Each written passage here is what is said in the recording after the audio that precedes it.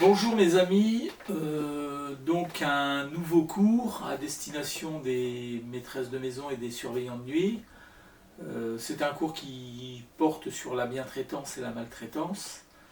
Donc voilà, c'est-à-dire un sujet finalement grave, hein, si on le regarde sous l'angle de la maltraitance, puisqu'il concerne des publics particulièrement vulnérables, les personnes âgées, les personnes handicapées à titre principal, et donc un sujet qui intéresse l'ensemble des travailleurs sociaux, pas seulement les surveillants de nuit et maîtresses de maison, mais là je le destine particulièrement aux surveillants de nuit et maîtresses de maison, et nous allons essayer de traiter un peu de ce sujet de façon, je dirais, théorique et pratique. Hein, voilà. La première chose qu'on peut dire, c'est que il y a quand même une loi que vous connaissez toutes et tous. C'est la loi du 2 janvier 2002 rénovant l'action sociale. Donc cette loi dite 2002, hein, comme vous le savez, est une loi en fait qui précise vraiment dans le code de l'action sociale et des familles. Si vous prenez l'article L311-4, vous avez quelque chose de très intéressant parce que, alors attendez, je vais reprendre le texte exactement. Voilà ce que dit le texte. Afin de garantir l'exercice effectif des droits mentionnés à l'article L311-3 et notamment de prévenir tout risque de maltraitance lors de son accueil dans un établissement ou dans un service social ou médico-social, il est remis à la personne ou à son représentant légal un livret d'accueil, etc., etc. Donc on voit bien quand même ici que l'objectif premier, ça reste quand même de prévenir les situations de maltraitance. Alors je ne suis pas là pour dire si ce phénomène est très important, moyennement important, pas important. J'en sais pas grand-chose. Hein, véritablement, j'en sais pas grand-chose. Bon. Le fait est que ça existe, manifestement, et que la chose qu'il faut d'abord faire, me semble-t-il, c'est d'essayer de comprendre ce qu'on entend par maltraitance. Vous voyez, c'est complexe, parce que du point de vue du droit stricto sensu, maltraitance, éventuellement dans le code pénal. Éventuellement.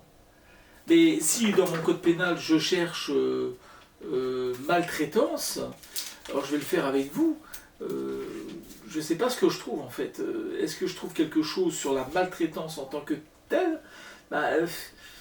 Non. Vous voyez, je vais avoir maladie, maladresse, et puis après mandataire de justice, je n'ai pas le terme maltraitance. Donc dans le code pénal, le mot n'existe pas. En revanche, si je cherche abus, par exemple, ou si je cherche violence, oui, là, oui, je vais trouver effectivement dans le code pénal quelque chose. Par exemple, dans abus, je vais trouver, alors attendez voir, je trouve abus d'autorité, abus de biens sociaux, abus de confiance, ça peut nous intéresser, ça, abus de confiance. Est-ce que je trouve autre chose? Abus de position dominante, abus d'ignorance ou de faiblesse, ça aussi ça peut nous intéresser éventuellement. Donc abus d'une qualité vraie, c'est l'escroquerie quoi, mais bon, voilà. Donc vous voyez, donc abus, je trouve des choses, et puis si je vais chercher violence, est-ce que je trouve quelque chose dans violence? Alors évidemment la réponse est oui, hein. Violence dans le code pénal, si ça y était pas, ce serait très inquiétant. Mais on va regarder vite fait, hein. C'est pour que vous ayez une vision un peu plus globale. La violence, oui, on trouve beaucoup de choses. Il y a beaucoup d'articles violence, violence familiale, violence tout court, mais au pluriel, etc. On trouve après viol, violation de domicile, violation de sépulture, etc., etc. Donc, la maltraitance en tant que concept juridique autonome, la réponse c'est non. Je pense pas. Mais en revanche, on traite de la maltraitance en droit au travers d'autres notions qui désignent plutôt des situations de maltraitance. Par exemple, on a vu l'abus d'ignorance et de faiblesse, on a vu les violences de toutes sortes. Donc voilà, effectivement, c'est ça pour nous, la maltraitance. Alors la chose que je peux faire, d'abord, c'est quand même, malgré tout, de tenter de donner une définition de la maltraitance. Et comme nous n'avons pas stricto sensu de définition dans le code pénal, je suis allé chercher ailleurs. Je suis allé chercher au niveau du Conseil de l'Europe, parce que finalement, en 1987, le Conseil de l'Europe a défini la maltraitance. C'est dire déjà que la question de la maltraitance n'est pas qu'une question nationale, c'est une question au moins européenne, au minimum européenne. Alors ça c'est la première chose, donc 1987 définition de la maltraitance par le Conseil de l'Europe, et 1992 classification proposée par le Conseil de l'Europe des différents types de maltraitance. Donc ça c'est bien pour nous, ça va nous servir de base et ça va permettre de comprendre tout de suite de quoi l'on parle, quel est le sujet. Vous faites simplement le lien avec la loi 2002 en disant que finalement cette loi elle vise à prévenir les situations de maltraitance et ensuite vous entrez dans la définition et la classification des différents types de maltraitance. Alors voilà la définition du Conseil de l'Europe, je vous la lis telle qu'elle est donnée. Voilà, et puis après on verra les classifications. Tout acte ou omission commis par une personne, s'il porte atteinte à la vie, à l'intégrité corporelle ou psychique, ou à la liberté d'une autre personne, ou compromet gravement le développement de sa personnalité et ou nuit à sa sécurité financière. C'est quand même... Donc déjà, comme ça, je vois que la maltraitance, d'après le Conseil de l'Europe et sa définition, il peut y avoir une flèche acte positif de maltraitance, puis une flèche acte négatif de maltraitance. Donc ça peut être une action, une chose que l'on fait, ou une abstention, une chose que l'on ne fait pas. Donc ça on le voit déjà comme ça apparaître dans la définition. Ensuite il y a quand même aussi dans la notion de maltraitance, ici la reconnaissance de maltraitance financière, puisqu'on nous parle ici d'atteinte à la sécurité financière des gens. Par conséquent, cet aspect des choses est très important. Voler de l'argent, etc. C'est de la maltraitance financière. Bon, voilà. Donc ça, c'est la première chose, une définition qu'on retrouve évidemment très facilement. 1987, Conseil de l'Europe, définition de la maltraitance, vous allez retomber sur ce que je viens de dire. 1992, classification proposée par le Conseil de l'Europe des différents types de maltraitance. Ça nous intéresse parce qu'en 1987, on vient de le voir, la définition est assez large. Et bien en 1992, on va nous expliquer les différentes catégories en fait, de maltraitance et ça nous permet de bien comprendre de quoi l'on parle. Alors, je vais vous les donner une par une et à l'intérieur de chaque catégorie, des exemples pour qu'on puisse avoir une image mentale de ce qu'est telle ou telle catégorie de maltraitance. Alors, première catégorie, les violences physiques. Alors, quand on dit violence physique, on arrive à comprendre de quoi il s'agit, on arrive même à se représenter mentalement la violence physique. Voici les mots qui peuvent aller avec la catégorie violence physique. Coup, brûlure, ligotage, soins brusques sans information ou préparation, non-satisfaction des demandes pour des besoins physiologiques, violence sexuelle, meurtre, don euthanasie, etc. etc. Voilà les violences physiques. Alors, je fais le lien avec le code pénal. Je ne fais pas quand même ici étudier la totalité des violences physiques que prévoit le code pénal, pas du tout.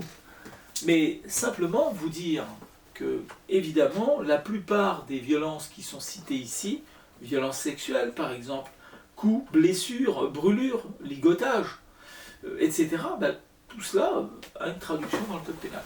Avec une particularité, vous êtes des personnes ayant autorité, ce sont des victimes particulièrement vulnérables, donc les infractions sont aggravées, c'est-à-dire que les risques que vous encourez si vous commettiez de tels actes seraient plus graves que les mêmes actes commis par des personnes qui n'ont pas autorité ou qui ne commettent pas ces actes sur des personnes particulièrement vulnérables.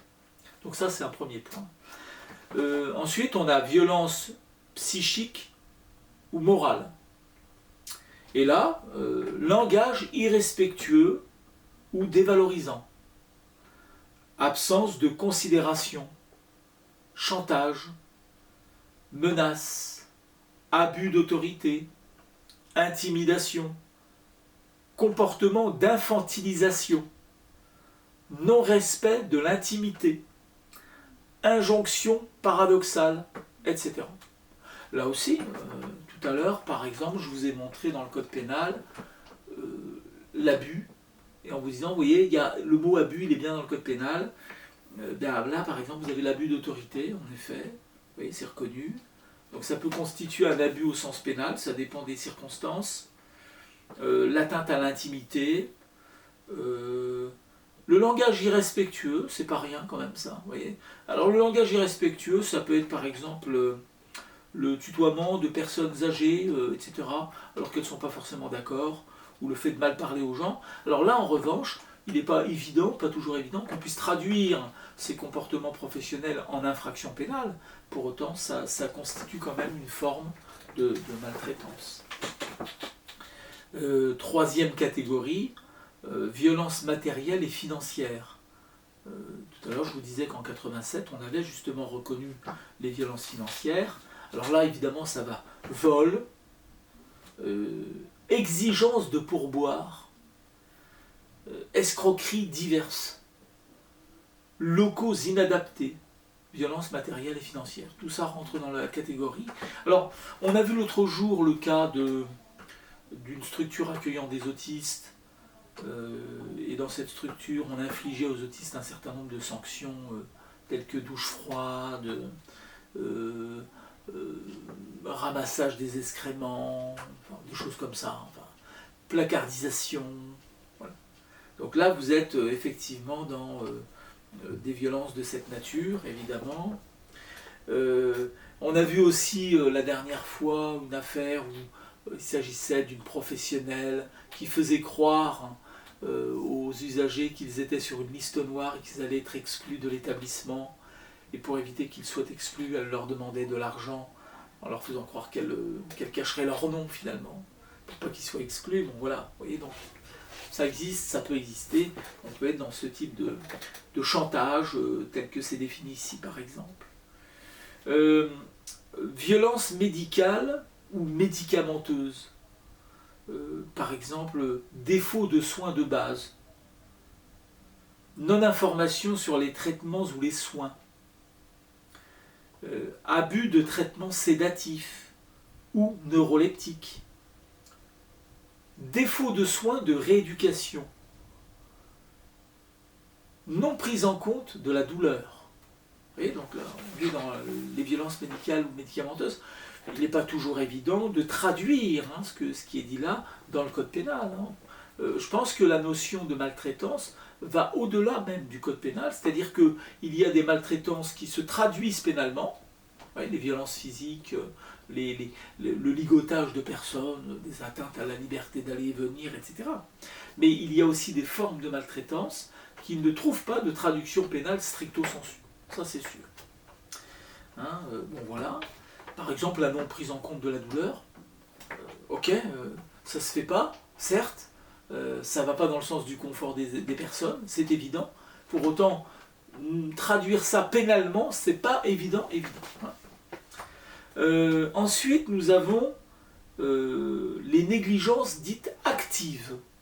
Par exemple, toute forme de délaissement, d'abandon, de manquement pratiqué avec la conscience de nuire.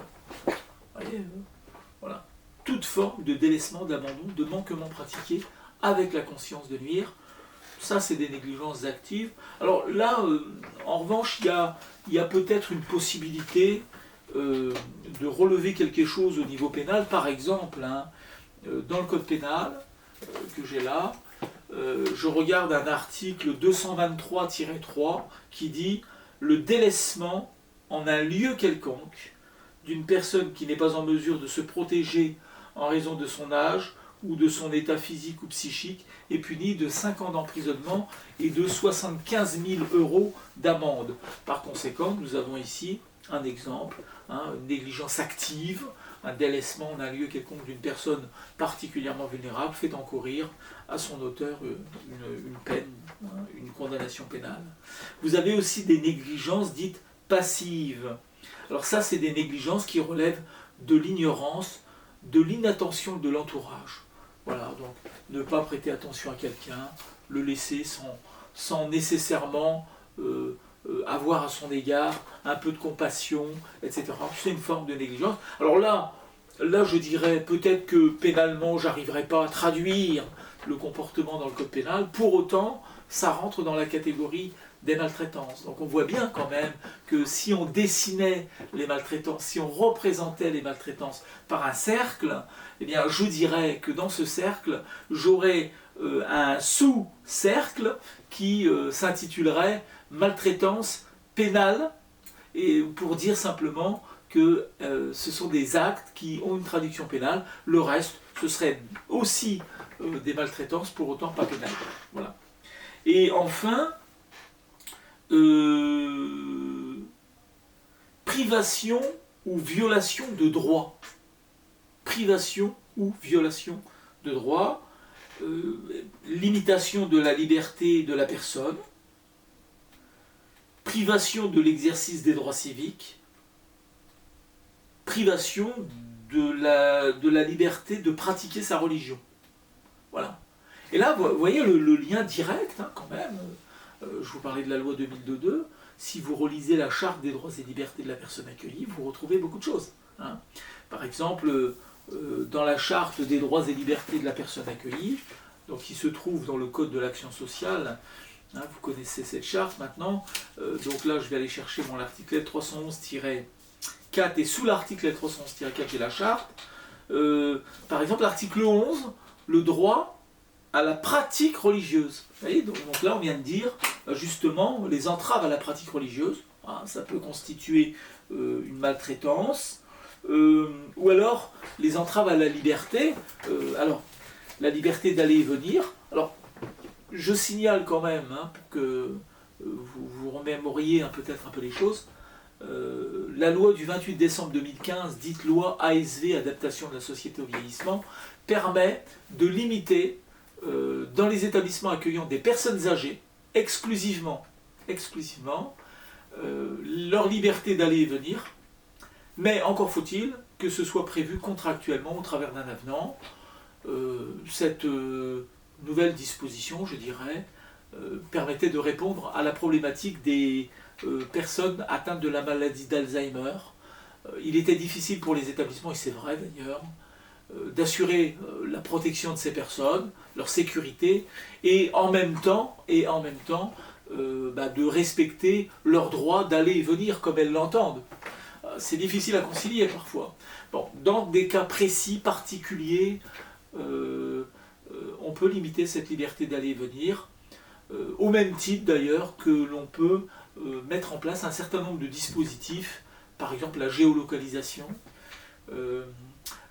pour éviter que ces personnes se mettent en danger ou mettent en danger les autres.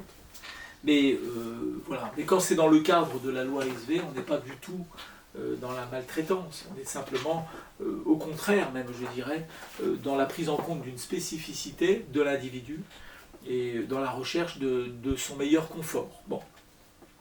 Donc vous voyez, cette première démarche est une démarche définitionnelle, je dirais.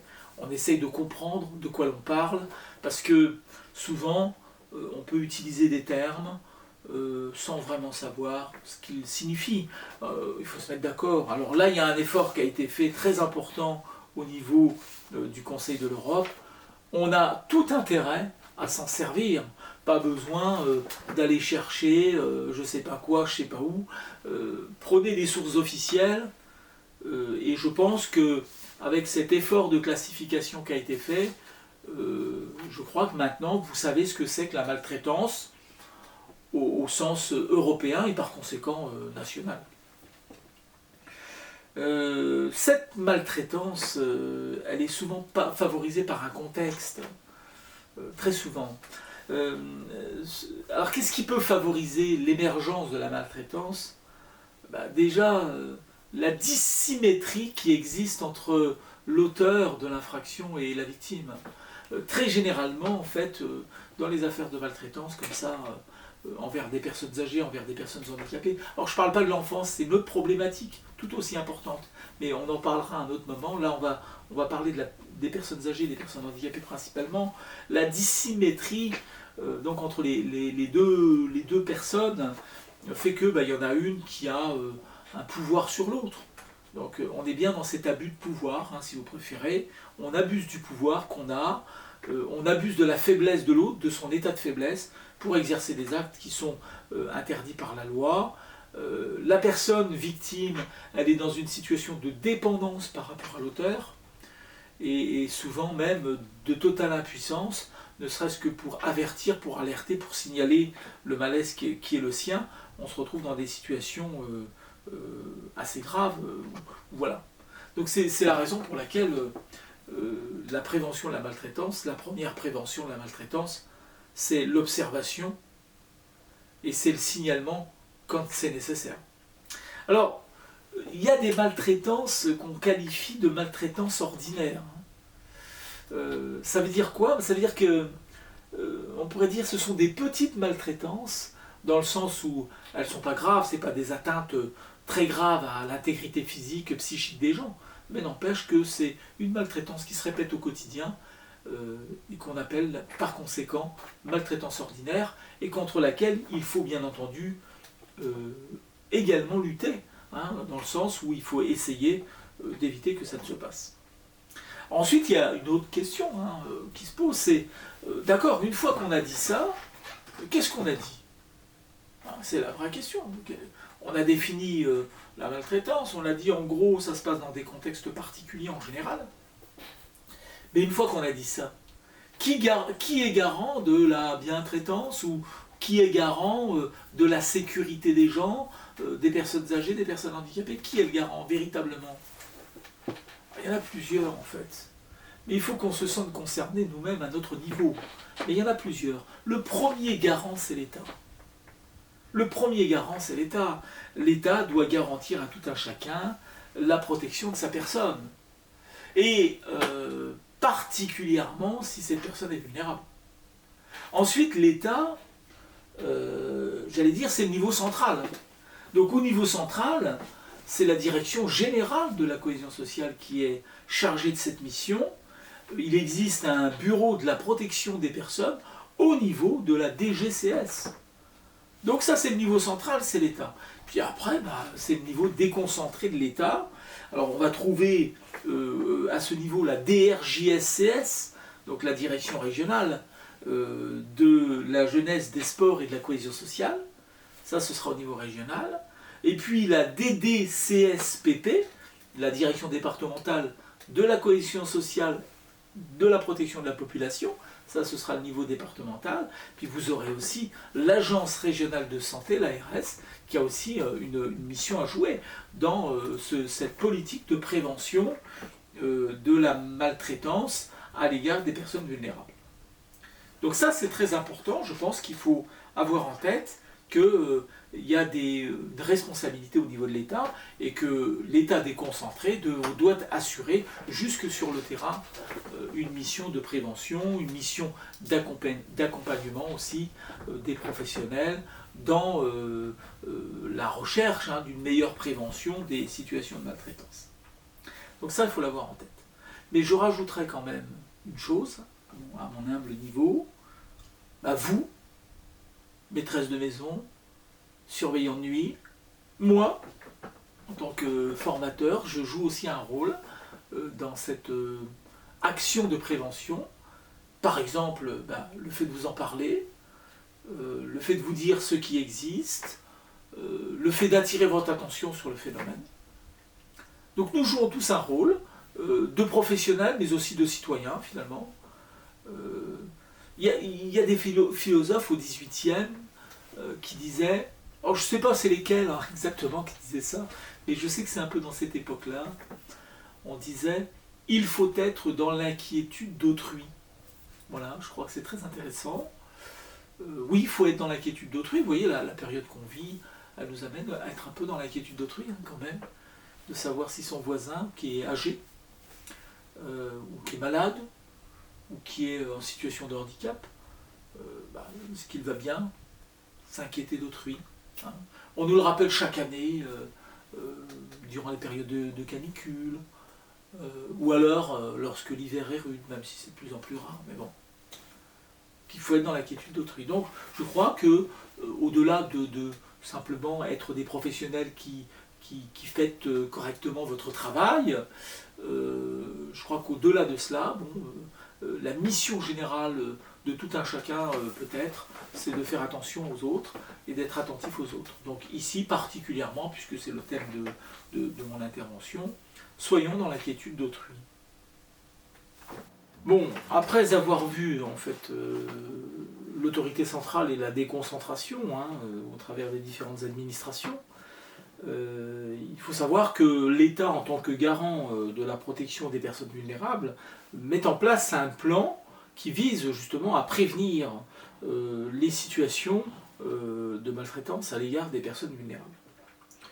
Donc l'idée, c'est d'informer et de sensibiliser le public et les professionnels pour améliorer le signalement et la connaissance des faits de maltraitance. Ça, c'est l'idée générale. Et pour cela, certains axes de travail vont être choisis. Je vais décliner les différents axes et expliquer en gros en quoi ils consistent. Le premier axe, c'est faciliter le signalement des situations de maltraitance. Alors comment ?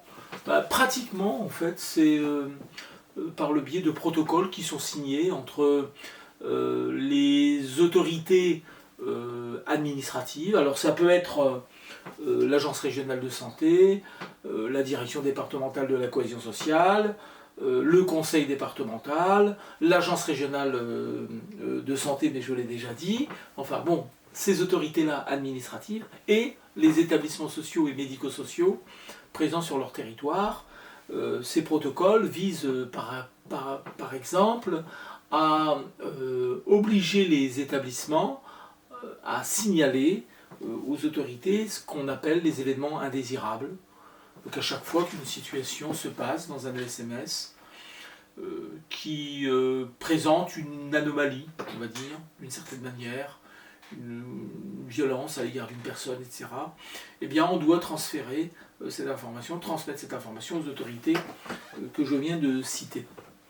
Bien sûr, quand les violences, les maltraitances sont graves, les autorités judiciaires sont également informées au travers notamment du procureur de la République. Donc ça c'est un premier axe, vous voyez, donc faciliter, améliorer le signalement des situations de maltraitance. Ensuite il y a un deuxième axe, c'est écouter pour mieux détecter et traiter les situations de maltraitance. Donc cet axe-là, c'est l'idée de créer une plateforme téléphonique au niveau national. Donc je ne sais pas si vous connaissez ce numéro, mais c'est le 3977. C'est un peu l'équivalent du 119 pour les maltraitances à l'égard des enfants. On a le 3977 pour les situations de maltraitance à l'égard des personnes âgées et des personnes handicapées. Alors ce dispositif a été créé en février 2008 et depuis 2014 il est porté par Fédération 3977 contre la maltraitance, c'est-à-dire la fusion de Alma France et de ABO, donc, qui ont donné naissance à Fédération 3977. Donc cette fédération, tous les ans, elle publie un rapport, et je dirais que ce rapport est intéressant parce qu'il permet d'avoir des données chiffrées sur le phénomène, et puis ça permet aussi de mieux connaître le phénomène, de mieux l'analyser et par conséquent de mieux lutter contre. Donc ça, c'est le deuxième axe principal. Le troisième axe, c'est prévenir et repérer les risques de maltraitance en institution. Alors là, bon, il y a la mise en place d'un programme pluriannuel d'inspection et de contrôle des ESMS par les autorités de tutelle précisément, pour aller voir sur place si les droits des personnes sont bien garantis. Mais j'ajouterais à mon niveau l'importance aussi de l'évaluation. Vous savez que dans la loi 2002, il y a une évaluation interne tous les 5 ans, une évaluation externe tous les 7 ans. Et dans la question de l'évaluation, il y a la question effectivement de prévenir les situations de maltraitance, garantir la bientraitance. Donc ces questions-là sont traitées par l'évaluateur qui a en charge de s'intéresser précisément à ces points et d'aller chercher un peu dans la pratique des établissements et services tout ce qui est mis en œuvre pour aller dans le sens d'une bientraitance des personnes accueillies ou des personnes accompagnées. Par ailleurs, il y a un axe aussi qui est de développer et de promouvoir une culture relative à la bientraitance des personnes. Et là, vous voyez déjà qu'on n'est pas tout à fait sur le même concept, on n'est pas sur le contraire de la maltraitance, ce n'est pas la bientraitance. C'est un concept beaucoup plus large, le concept de bientraitance, sur lequel je reviendrai un peu plus tard, puisque je vous donnerai une définition de ce qu'est la bientraitance. Mais dans tous les cas, ce qu'il faut retenir dès à présent, c'est que on parle de culture de la bientraitance, et il existe un comité national pour la bientraitance et les droits des personnes âgées et des personnes handicapées. C'est le CNBD. Donc à la tête de ce comité, il y a le ministre en charge des personnes âgées et des personnes handicapées, autrement dit Michel Delaunay actuellement. Et ce comité national a publié 2 guides. L'un qui s'appelle « Gestion des risques de maltraitance par le service d'aide, de soins et d'accompagnement à domicile ». Donc voilà pour le premier guide qui est sorti en janvier 2009. Et un deuxième guide qui s'appelle « Gestion des risques de maltraitance en établissement » qui est sorti en décembre 2008. Ce sont des guides auxquels on peut encore faire référence, évidemment. Ils sont un peu datés, c'est pas faux, mais cela étant dit, ils ont le mérite d'exister, donc il faut aller voir un peu ces guides, surtout que le Conseil national, le Comité national pour la bientraitance, depuis 2013, a intégré dans ses missions la promotion de la bientraitance. Donc c'est intéressant de voir que les missions du comité ont évolué avec le temps. Donc allez voir un peu ce qui se dit. Et dernier point intéressant, c'est la mobilisation pour l'amélioration de la qualité des pratiques professionnelles. Donc ça porte un nom, c'est un programme qui s'appelle Mobical. Donc c'est la mobilisation pour l'amélioration de la qualité des pratiques professionnelles. En fait, en gros, il s'agit, selon des thèmes particuliers, par exemple soins palliatifs, bientraitance, on remet aux établissements une espèce de mallette qui contient un certain nombre d'outils qui permettent de former et d'informer les professionnels sur la thématique choisie, donc la bientraitance ou par exemple les soins palliatifs. Mais tout ça va dans le sens, bien entendu, d'une prévention des situations de maltraitance ou alors du développement d'une culture de la bientraitance dans les ESMS. Donc voilà pour cette histoire, je dirais, relative à la maltraitance. On a vu qu'on avait une définition au niveau européen, on avait une classification au niveau européen. Ça c'est le premier point qu'on a vu, et on a vu aussi que nous avions une politique publique de lutte contre la maltraitance qui s'est mise en place petit à petit et qui bien sûr nous interpelle directement puisque ça nous concerne, ça concerne les personnes âgées, ça concerne les personnes handicapées. Alors maintenant je vais m'intéresser, pour terminer en fait, au concept de bientraitance lui-même. et je vais vous en donner une définition, puisqu'on a parlé de maltraitance, il faut aussi parler de bientraitance. Cette définition, elle provient d'une recommandation de bonne pratique professionnelle de l'ANESM. C'est une recommandation de 2012 qui s'intitule « La bientraitance, définition et repères pour la mise en œuvre ». Donc, recommandation de l'ANESM que vous retrouverez aisément sur le site de la HAS, la Haute Autorité de Santé, puisque la HAS, vous le savez, a absorbé l'ANESM, et aujourd'hui, il n'y a plus que le site de la HAS. Par conséquent, en vous rendant sur le site, vous retrouverez cette recommandation de juin 2012. Mais en attendant, je vais vous lire la définition de la bientraitance telle qu'elle est donnée par cette recommandation, et on va en extraire les termes principaux.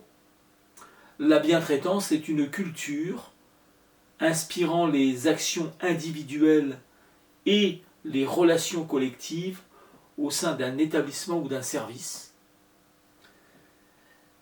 Elle vise à promouvoir le bien-être de l'usager en gardant à l'esprit le risque de maltraitance. Elle ne se réduit ni à l'absence de maltraitance, ni à la prévention de la maltraitance. La bientraitance se caractérise par une recherche permanente d'individualisation et de personnalisation de la prestation. Elle ne peut se construire au sein d'une structure donnée qu'au terme d'échanges continus entre tous les acteurs. Vous voyez, c'est une définition intéressante. Je pense que déjà, on voit bien que le champ de la bientraitance est beaucoup plus large que celui qu'on imagine a priori, puisqu'on nous explique la bientraitance, ce n'est pas l'absence de maltraitance, et ce n'est pas non plus le fait qu'il existe un plan de prévention contre la maltraitance. La bientraitance, finalement, si je comprends bien cette définition, c'est un ensemble d'actes que l'on pose au quotidien pour faire en sorte que la personne accompagnée soit accompagnée individuellement, que l'ensemble de la prestation soit personnalisé et que l'accompagnement de cette personne se fasse par une équipe pluridisciplinaire. C'est un peu ça l'idée. Donc il y a quand même quelque chose d'une façon de travailler ensemble, d'une culture professionnelle qui doit évoluer dans ce sens-là.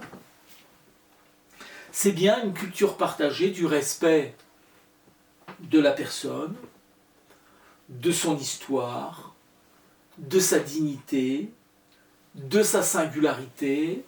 J'ai l'impression quand même, à mon niveau, de retrouver quand même les principales dispositions de la charte des droits et libertés de la personne accueillie, puisque, au fond, dans cette charte, on me parle bien d'accompagnement adapté, on me parle bien de respect de la dignité de la personne, on me parle de protection de la personne, d'autonomie de la personne, bref, on me parle finalement du fait que chacun est singulier et chacun doit être accompagné dans sa singularité par un ensemble de professionnels qui sont amenés à travailler ensemble. Donc c'est bien cette idée-là, finalement, qui ressort de la logique de la bientraitance. En même temps, ça nous interpelle au niveau de ce que l'on fait au quotidien, autrement dit, être en capacité d'entendre ce que dit l'autre, par exemple, d'entendre sa volonté, de ne pas le forcer à faire quelque chose qu'il ne veut pas faire, etc. etc. Donc tout cela contribue à aller vers le développement d'une culture de la bientraitance. La notion de démarche collective nous amène à l'idée de réflexion collective, de partage d'informations aussi sur les besoins des personnes, les problèmes qu'elles peuvent rencontrer, mais aussi également une démarche de valorisation de ce que sont les personnes. Elles ne sont pas qu'une prise en charge d'une certaine manière. Voilà. Vous voyez, hein, on a, je pense, traité la question sous deux angles. L'angle de la maltraitance, la lutte contre la maltraitance, et un autre angle plus large, hein, la focale est beaucoup plus large, je pense, c'est la question de la bientraitance, qui intègre sûrement, c'est évident, la non-maltraitance, mais pas que. Ça va bien au-delà de l'absence simplement de maltraitance. On peut être dans des structures qui, a priori, ne sont pas maltraitantes, pour autant, elles ne seraient pas qualifiées de bien-traitantes. Donc il faut y réfléchir. Hein, vous avez aussi tout un travail à mener à titre personnel sur la réflexion par rapport à ces termes qu'on utilise, bien-traitance, maltraitance, et essayer de comprendre vous-même ce que ça peut vouloir dire. Je signale également les travaux d'un observatoire qui peut nous apporter aussi un certain nombre de choses. C'est l'Observatoire national des violences en milieu de santé, l'ONVS, et notamment son dernier rapport, 23 juillet 2019, qui est assez intéressant, qui nous montre par exemple que 80% des violences ou des maltraitances exercées dans le milieu de la santé sont des maltraitances et violences à l'égard des personnes, c'est-à-dire physiques, 20% des maltraitances, des violences à l'égard des biens des personnes, donc détournement de fonds, etc. Ça nous fait réfléchir. Donc allez voir aussi les travaux qui sont faits par cet observatoire. Alors pour terminer, je dirais que cette intervention, elle avait surtout pour objet d'attirer votre attention sur le lien qu'il faut faire nécessairement entre la loi du 2 janvier 2002 d'un côté et puis la notion de bientraitance, la notion de lutte contre la maltraitance de l'autre côté. C'est totalement lié puisque toute la loi 2002, et là votre référence ce sera l'article L311-4 du CSF, toute la loi 2002 repose en fait sur cette idée qu'il faut prévenir les situations de maltraitance. Nous, on a été au-delà simplement de la prévention des situations de maltraitance, puisque on a fait référence au concept de bientraitance qui est plus large, qui inclut effectivement la non-maltraitance, mais qui va beaucoup plus loin que ça. Donc il vous appartient aujourd'hui de réfléchir, d'améliorer votre connaissance sur ces thématiques-là, et pour le faire, écoutez, je crois que déjà, il faut aller voir un peu toutes les références que je vous ai données, notamment les recommandations de la NESM, les recommandations de bonnes pratiques professionnelles, le rapport de l'ONVS et toutes les autres références citées dans cette intervention. Je pense que rien qu'avec ça, vous aurez déjà, à mon avis, une connaissance assez pointue, même si elle n'est pas exhaustive, loin de là, mais assez pointue de ce qu'est la maltraitance, de ce qu'est la bientraitance. Hein. Voilà. Je vous remercie de votre attention, et puis j'espère vous retrouver bientôt. À bientôt.